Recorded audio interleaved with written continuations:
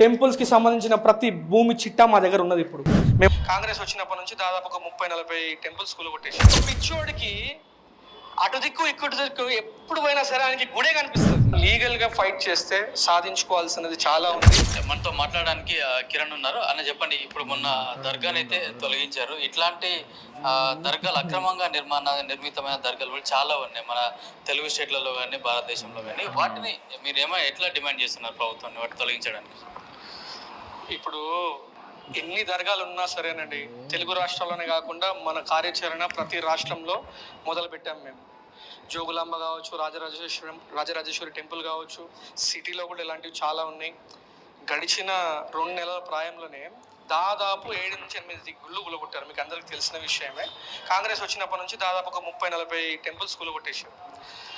మనం కూడా ఇప్పుడు మెల్లమెల్లగా ఏం చేస్తున్నాం అంటే లీగల్ బ్యాటిల్ ఫైట్ చేస్తున్నాం. ఇప్పుడు దాదాపు 11 టీమ్స్కి పంపించినామండి. మీరు చూస్తే ఫస్ట్ మేము ఏపీ చీఫ్ జస్టిస్కి పంపించినాం, చీఫ్ మినిస్టర్కి పంపించినాం, డైరెక్టర్ జనరల్ డీజీపీ ఆఫీస్కి పంపించినాం, ఎండోమెంట్స్ డిపార్ట్మెంట్కి పంపించినాం, డిస్ట్రిక్ట్ కోర్ట్ నంద్యాలకి పంపించినాం. ఇట్లా చెప్పుకుంటూ పోతే 11 డిపార్ట్మెంట్లు ఉన్నాయి. వీళ్ళందరితో పాటు పిఎంఓ కూడా పంపించినాం. పిఎంఓ నుంచి మనకు రిప్లై వచ్చింది ఏమని, వాళ్ళు మళ్ళీ స్టేట్ సిఎంఓ బ్లాక్కి గ్రౌండ్ ఫ్లోర్ ఏపీ స్టేట్ సెక్రటేరియట్కి ట్రాన్స్ఫర్ చేశారు కేసుని. కాబట్టి మనం లీగల్గా ఫైట్ చేస్తే సాధించుకోవాల్సినది చాలా ఉంది. ఈ ఎంక్రోచ్మెంట్స్ కావచ్చు, టెంపుల్ డెమొలిషన్స్ కావచ్చు, ప్రతి విషయంలో హిందువులకి అన్యాయం చేస్తూనే ఉన్నారు. కాబట్టి ఇప్పుడు మన వాళ్ళందరూ మేల్కొన్నారు. కేవలం 2% జనాలు మేల్కోవడం వల్ల, ఈ యొక్క శక్తి ప్రదర్శన వల్ల 14వ తేదీ రోజు జరగాల్సినటువంటి కార్యక్రమాన్ని విరమించుకుంటున్నాం. మనమంతా సాధు సంతగణంతో పాటు మిగతా ప్రజలందరికీ కూడా విజ్ఞప్తి ఏంటంటే, మనకు కావాల్సింది వాళ్ళు చేశారు. అధికార యంత్రాంగం మొదట్లో మొండి చేసిన తర్వాత మన శక్తి ప్రదర్శన, మనందరి ఐక్య ప్రదర్శన వల్ల ఈ విజయం మనకు దక్కింది. ఇప్పుడు అధికారులు అక్రమంగా కట్టే దర్గాలు ఏవైతే ఉన్నాయో వాటిని అడ్డుకోవాల్సిన అధికారులే ఎందుకు అడ్డుకోలేదు? మీరు వెళ్ళి కంప్లైంట్ చేసిన తర్వాత, ప్రెషర్ వచ్చిన తర్వాతనే తొలగించడం జరిగింది. అంటే ఎందుకు వాళ్ళు అట్లా ఉదాసీనత వైఖరిని వహిస్తున్నారు వాళ్ళు? ఎందుకంటే వీళ్ళందరిది ఒక లాంగ్ టర్మ్ ప్లాన్ ఉంది సార్. లాంగ్ టర్మ్ ప్లాన్ ఏంటంటే, గజవాయ హిందూ ఈ ఎకో సిస్టంలో వీళ్ళంతా భాగస్వామ్యం అనమాట. గడిచిన 100 సంవత్సరాలలో మన దేశాన్ని 4 సార్లు ఖండించారా లేదా మీకు కూడా తెలుసు కదా. హిస్టారికల్గా నెహ్రూ లియాఖత్ ప్యాక్ట్ జరిగింది. దేశ విభజన అప్పుడు ఇక్కడున్న ముస్లిమ్స్ అందరూ అక్కడికి వెళ్ళాలని, అక్కడున్న హిందువులను ఇక్కడికి తీసుకురావాలని చెప్పి పాకిస్తాన్ గురించి చర్చ జరిగింది. గాంధీ గారు కూడా ఏమన్నారంటే, ఒకవేళ పాకిస్తాన్ని వివిసెక్ట్ చేస్తే, అంటే విభజిస్తే గనక నా స్థానం పాకిస్తాన్లోనే అన్నాడు. నన్ను చంపినాకనే చేయాలి అన్నాడు ఆయన. ఏం చెప్పట్లే, ఫ్రీడమ్ ఎట్ మిడ్ నైట్ అనే బుక్ లో రాసింది. ఎవరు రాశారు? లారీ కాలిన్స్, డామినిక్ లాపియర్ అనే అమెరికన్ అండ్ ఫ్రెంచ్ ఆథర్స్. నేను చెప్తున్న విషయంగా వీళ్ళు చెప్పిన విషయంలో చాలా స్పష్టంగా ఉంది గజవాయ హిందూ గురించి. ఇది లాంగ్ టర్మ్ ప్లాన్. అట్లాగే ఆఫ్ఘనిస్తాన్ తీసుకున్నారు, ఇస్లామిక్ మత ప్రాతిపదికన. పాకిస్తాన్ తీసుకున్నారు, బంగ్లాదేశ్ ని తీసుకున్నారు. ఇప్పుడు కాశ్మీర్ ని కూడా నేను ఒక దేశం అంటున్నాను. ఎందుకంటే అక్కడ మనది ఏం నడవదు, ఒక్క హిందూ కూడా లేడు. మొన్నటికి మొన్న పెహల్గామ్ లో 28 మందిని గుడ్డలుప్పదీసి చంపారు. మీ అందరికి తెలిసిన విషయమే. ఆపరేషన్ సింధూర్ దాని గురించి చేసిరు కదా. కాబట్టి ఇది లాంగ్ టర్మ్ ప్లాన్. ఇక మీదట హిందువులు మేల్కొన్నారు. ఈ ప్లాన్ ఎక్కువ రోజులు నడవదు. ఎందుకంటే ఇన్నేళ్ళు సోషల్ మీడియాకి ట్రాన్స్పరెన్సీ లేకుండే. ఇప్పుడు సోషల్ మీడియా, మీలాంటి మీడియా మిత్రులు, మీరు ఆహర్నిశలు కష్టపడడం వల్ల, మీ యొక్క పనితనం వల్ల ఇది ముందుకు వస్తుంది. మీడియా కూడా చాలా ప్రముఖ పాత్ర పోషిస్తుంది ఇందులో. కాబట్టి ప్రజలు మేల్కొన్నారు. ఇక మీదటి ఈ ఆటలు కొనసాగవు. ఈ ఎంక్రోచ్మెంట్స్, ఈ డెమొలిషన్స్ అన్ని ఆగాల్సిందే. హిందువులు మేల్కొన్నారు. అంటే ఇప్పుడు దేవాలయం మీద ఎవరైతే దాడులు చేస్తున్నారో వాళ్ళందరినీ పోలీసులు పట్టుకున్నప్పుడు వాళ్ళందరూ లేదు, వాళ్ళు పిచ్చోళ్ళు అని వాళ్ళకి చెప్పి ముద్ర వేసి వాళ్ళని కాపాడే ప్రయత్నాలు కూడా జరుగుతున్నాయి. దీనిపై మీరు ఏం చేస్తారు? కంపల్సరీ. ఎందుకంటే లాంగ్ టర్మ్ ప్లాన్ ఇది కూడా భాగమని చెప్పిన కదా. వాళ్ళు ఏం చేస్తారంటే, మీకు 6 ఏళ్ల క్రితం జరిగిన ఒక సంఘటన చెప్తా. ఇది అందరికీ తెలిసిందే, మళ్ళీ ఒకసారి మీకు గుర్తు చేస్తున్నా. ఒక RSS కార్యకర్త కోల్కతాలో ప్రెగ్నెంట్ భార్య ఉంది ఆయనకి. 9 నెలల గర్భిణి అని కూడా చూడకుండా కడుపు కోసి పిల్లగాడిని బయటికి తీసి మరి కోసి చంపిర్రాలు. ఇది చేసి మిగతా ఇద్దరు పిల్లలు ఉన్నారు, ఒక పాప ఒక పాప. ఆ బాబుని పాపని కూడా చంపేసారు. 10 ఏళ్ల ప్రాయంలో ఉన్న పిల్లలని. వీళ్ళని చంపిన తర్వాత భార్యని చంపారు. భార్యని చంపిన తర్వాత లాస్ట్ కి భర్తని చంపారు. వాణ్ణి కూడా పిచ్చోడని చెప్పింది. ఇదంతా మోదీజీ వచ్చిన తర్వాత జరిగిన విషయం నేను చెప్పేది మీకు. ఒక్కసారి ఆలోచించండి. పిచ్చోళ్ళు అయితే అంత క్రూరంగా బిహేవ్ చేస్తారు. ఇది మంచి ప్రశ్న అడిగారు మీరు అర్థం చేసుకోవాలి, ప్రజలు అర్థం చేసుకోవాలి. ఒక పిచ్చోడికి అటు దిక్కు ఇక్కడు దిక్కు ఎప్పుడు పోయినా సరే ఆయనకి గుడే కనిపిస్తుంది. వాడికి ఆర్ఎస్ఎస్ కూడా కనిపిస్తాడు, వాడికి పూజారే కనిపిస్తాడు. మన వరంగల్ పూజారిని కొట్టి చంపిరిగా సాయిబాబా గుడిలో. అంటే పిచ్చోళ్ళందరూ హిందూ గుళ్ళని, హిందువులకి పనిచేసే ఆర్ఎస్ఎస్ వాళ్ళని, వీళ్ళనే చంపడానికి, వీళ్ళనే టార్గెట్ చేయడానికి అంత ప్రెసిషన్ ఎక్కడి నుంచి వస్తుంది? ఇది మనం అందరం అర్థం చేసుకోవాలి. మనల్ని పిచ్చోళ్ళని చేస్తారు వాళ్ళు పిచ్చోళ్ళని చెప్పి. వాళ్ళకి పిచ్చి లేదు, వాళ్ళు చాలా స్పష్టంగా ఉన్నారు. వాళ్ళ లాంగ్ టర్మ్ గోలు గజ్వాయే హింద్, ఇస్లామిక్ స్టేట్ని, భారతదేశాన్ని చేయడానికి ఇవన్నీ పనులు చేస్తున్నారు. దాన్ని ప్రజలందరూ అర్థం చేసుకొని ఇకనైనా రాజ్యాధికారం మన చేత తీసుకోవాలి. మన చేతిలో అంటే మనకు సపోర్ట్గా ఉండే ఎకో సిస్టమ్ని మనము గెలిపించుకోవాలి. మనందరి జీవితం బాగుండాలి అంటే మనం అందరం ఆలోచించాలి. ఎందుకంటే మనం ఎప్పుడైతే ఓటు నమ్ముకుంటున్నామో 5,000కో 10,000కో 2,000కో 1,000కో జీవితాంతం మనం ఇట్లనే సఫర్ అవుతాం. ఓటు నమ్ముకోవద్దు. ఒకవేళ మీకు డబ్బులు అవసరమైనా తీసుకొని మంచివాడిని గెలిపించండి. ఇదే మా విన్నపం. మీరు మంచి ప్రశ్న అడిగారు సార్, ఇదే ఆన్సర్. అంటే ఇప్పటికి కూడా కొందరు హిందువులు వేరే పార్టీలు అంటే బీజేపీ, బజరంగ్ దళ్, హిందూ వాహిని వీళ్ళు మాత్రం ఏదైనా దాడులు జరిగినప్పుడు కానీ బయటకు వస్తుంది, కానీ వేరే వాళ్ళు కూడా ఎందుకు రావట్లేదు? BJP, RSS, Bajrang Dal, VHP వీళ్ళే రియాక్ట్ అవ్వడానికి ముఖ్య కారణం ఏంటంటే భారతీయ జనతా పార్టీ యొక్క సిద్ధాంతం, మూల సిద్ధాంతం మనం అర్థం చేసుకుంటే దీన్ని స్థాపించింది దీన్ దయాళ్ ఉపాధ్యాయ్, శ్యామప్రసాద్ ముఖర్జీ. వీళ్ళిద్దరూ మొట్టమొదట స్థాపించిన వ్యక్తులు.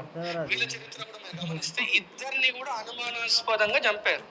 దీన్ దయాళ్ ఉపాధ్యాయుని ట్రైన్లో చంపారు. ట్రైన్లో చంపించి ఆయన శవాన్ని పట్టాల మీద వేసారు. తర్వాత శ్యామప్రసాద్ ముఖర్జీ దో దేశ్ దో జెండే దో నియం దో ఖాను హమారే దేశ్ మే నహీ చలేగా అని నినాదం ఇచ్చిన మొట్టమొదటి నాయకుడు శ్యామప్రసాద్ ముఖర్జీ.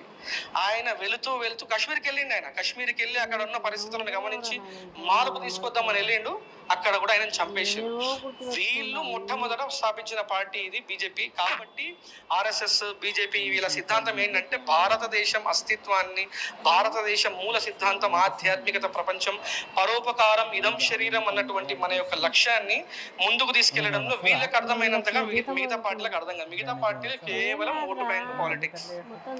ఎంతసేపు ఉన్నా ఓటు రాజకీయాలు తప్ప మా కుటుంబము, మా అన్న, మా చెల్లె. కాబట్టే 12 ఏళ్ల కేసీఆర్ లక్షల కోట్లు సంపాదించగలిగాడు. రేవంత్ రెడ్డి కూడా మీరు చూస్తారు ఎన్ని కోట్లు సంపాదించిండు. అక్కడ అరవింద్ కేజ్రీవాల్ ఎన్ని సంపాదించారు. వీళ్ళందరి చరిత్ర మీరు చూడండి. 10 ఏళ్లలో వీళ్ళ దగ్గర లక్షల కోట్లు వచ్చినాయండి. ఎట్లా వస్తాయండి లక్షల కోట్లు? మీరు అదే మోదీజీ దగ్గరికి, యోగిజీ దగ్గరికి వెళ్ళండి. సామాన్యులు, మీకంటే నాకంటే కూడా సామాన్యులుగా ఉంటారండి వాళ్ళు. కాబట్టి బీజేపీకి మిగతా వాళ్ళకి తేడా ఉందండి. హిందువులలో ఇట్లాంటి మతస్థిమితం లేని వాళ్ళు, పిచ్చోళ్ళు లేరా? మంచి ప్రశ్న. ఇది కూడా మేము తయారు చేస్తున్నాం. ఇప్పుడు లీగల్ ఆస్పెక్ట్ ఎంతైతే అవసరమో పిచ్చోళ్ళం కూడా తయారు చేయాలని మేము కూడా మొదలు పెట్టినాం ఆ పని. మా దగ్గర కూడా పిచ్చోళ్ళు తయారవుతారు. కేవలం టెంపుల్స్ మీద, గుళ్ళ పూజారుల మీద, మన ఏవేవి ఉన్నాయో కట్టడాలు, వీటన్నిటి మీద పోయి పిచ్చోళ్ళు ఏదో చేస్తారో అదే పిచ్చి మా వాళ్ళకు కూడా అంటిస్తున్నాం. మేము మెల్లమెల్లగా పిచ్చోళ్ళని తయారు చేసి వాళ్ళ మీద కూడా పంపిస్తాము. ఇది ఎప్పుడు యంత్రాంగం సరిగ్గా పనిచేయకపోతే మా దగ్గర నుంచి కూడా పిచ్చి మొదలవుతుంది. ఆల్రెడీ ఒక పిచ్చిని మేము పరిచయం చేసినాం మీకు 14వ తేదీ రమ్మని చెప్పి. దీన్ని మీరు అర్థం చేసుకొని ఆ పిచ్చి పెద్దగా కావద్దని మీరే ఎట్లయితే పని చేసారో మిగతా పని కూడా మీరు ఇట్లనే చేయాలి. మిగతా గుళ్ళన్నీ మాకు అప్పగించాలి. 1000 ఎకరాలు కబ్జా చేసి అవన్నీ మళ్ళీ తీసుకురావాలి మా దగ్గరికి. తీసుకురాకపోతే మేము తెచ్చుకుంటాం లీగల్ బ్యాటిల్తో. ఎన్ని సంవత్సరాలైనా పోరాడుతూనే ఉంటాం.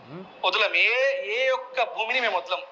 టెంపుల్స్కి సంబంధించిన ప్రతి భూమి చిట్టా మా దగ్గర ఉన్నది. ఇప్పుడు మేము అన్నిటి మీద పోరాడుతున్నాం. మెల్లమెల్లగా మీకు తెలుస్తుంది.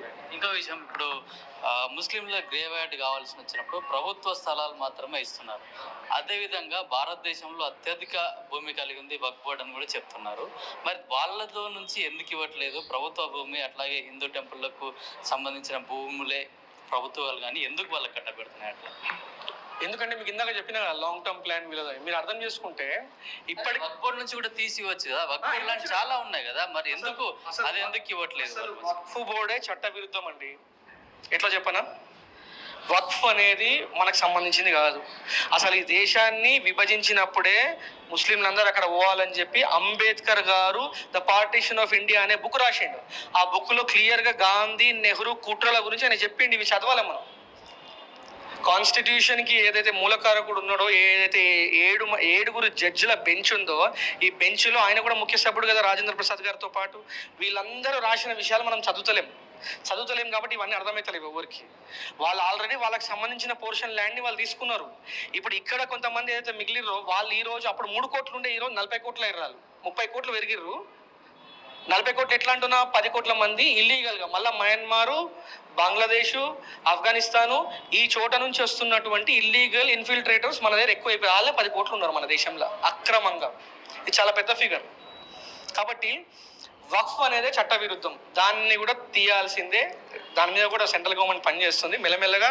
అంటే 200 ఏళ్ళుగా జరిగినటువంటి చెడుని ఒక్కసారిగా 12 ఏళ్లలో మనం తీయలేమండి. మీరు గమనించండి, 12 ఏళ్ల క్రితం ఒక ముచ్చట జరిగింది ప్రపంచంలో. ఆ ముచ్చట ఏంటంటే Washington times, New York times, American news agencies ఇవి. వాళ్ళు ఏం రాశారో తెలుసా మీకు? పోస్ట్ 2014 విక్టరీ, బీజేపీ గెలిచినాక for the first time in Indian history government has been elected on their own. People of India have elected their own government అన్నారు. అంటే అప్పటి వరకు వాళ్ళ గవర్నమెంటే ఉన్నట్టుగా. అంటే క్లియర్గా అర్థమవుతుందిగా మనకి. మన వాళ్ళని చెప్తున్నటువంటి కాంగ్రెస్ వాళ్ళు మన వాళ్ళు కాదు. ఎందుకంటే ఏవో హ్యూమ్ అనే వ్యక్తి కాంగ్రెస్ని స్టార్ట్ చేసిండు. ఏవో హ్యూమ్, ఈ పేరు గుర్తుపెట్టుకోండి, మీరు కొడితే కూడా తెలుస్తుంది. కాంగ్రెస్ స్థాపించింది ఆయన 1830s ఎప్పుడో, కరెక్ట్గా డేట్ తెలియదు, బట్ 1830s 40s ఆ టైంలో స్టార్ట్ చేసిండు. 25 అనుకుంటా. ఆయన స్టార్ట్ చేసిన ఈ పార్టీ మనదనుకొని మన హిందువులందరూ వాళ్ళ పార్టీకి ఓట్లు వేయడం వల్ల ఈ దేశంలో ఇన్ని పరిస్థితులు. ఇన్నిసార్లు దేశాన్ని విభజించారు. ఇప్పుడు ఉన్న దేశాన్ని కూడా కబ్జా చేద్దామని చూస్తుర్రు. ఇది హిందువులు ఎంత త్వరగా అర్థం చేసుకుంటే మన దేశము, మన ధర్మము నిలబడుతుంది. లేకపోతే మన ప్రజలు కూడా బ్రతకరు. మనం అందరం శాంతియుతంగా బ్రతికే ప్రజలమండి. మనం ఎవరిని అక్రమంగా, అన్యాయంగా ఎవరిని కొట్టేవాళ్ళంగా, తిట్టేవాళ్ళం కాదు. ఇప్పుడు ఈ గుడి కోసము, మన గుడిలో మన కోసము మనం లీగల్ బ్యాటిల్ చేయాల్సిన పరిస్థితి అండి. అధికారులే వాళ్ళంతా వాళ్ళ పని వాళ్ళు కరెక్ట్ చేస్తే ఇరిగేషన్ డిపార్ట్మెంట్ పని సార్ ఇది. నదిలో ఎవరైనా సమాధి కడతారా సార్? మీరే చెప్పండి. నదిలో సమాధి ఎట్లా వస్తుందని ఇరిగేషన్ డిపార్ట్మెంట్లో ఒక్కడైనా అడిగుంటే ఈ పరిస్థితి వచ్చేదా సార్? చెప్పండి మీరే.